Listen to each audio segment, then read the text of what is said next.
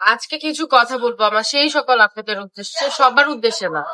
যারা একটু নিচু মাইন্ডের আপুরা আছেন, যারা কি করে অর্ডার ঠিকই করেন, অর্ডার করার পর আমরা কল দিই, অবশ্যই কল দেওয়ার পর অর্ডারও কনফার্ম করেন, তারপর কি করেন ডেলিভারি ম্যান ফোন দিলে ফোন ধরেন না বা ফোনটা বন্ধ করে রাখেন। যেমন এই যে মোনালিসা আপু, ওনার পার্সেলটাও রিটার্ন আসছে। কেন? একটাবার তো খুলেও দেখেন নাই পার্সেলটার মধ্যে কি আসছে, তাহলে রিটার্ন করার মানে কি? এরকম হাজার হাজার পার্সেল, হ্যাঁ প্রতিদিনই রিটার্ন আসে, প্রতিদিনই কিছু না কোনো না কোনো পার্সেল রিটার্ন আসে, কিন্তু বুঝি না রিটার্ন করার মানে কি। হ্যাঁ, আপনারা অর্ডার তাহলে কেন করেন? আপনাদের যদি পার্সেল রিটার্ন করতে হয় তাহলে আপনারা কেন অর্ডার করেন? অর্ডার তো কোনো করার দরকার নাই আপনাদের। আর কখনো এরকম কাজ করবেন না, আপনাদের জন্য আমাদের লস। কেন আপনাদের আপনাদের জন্য আমরা ভর্তুকি দিব?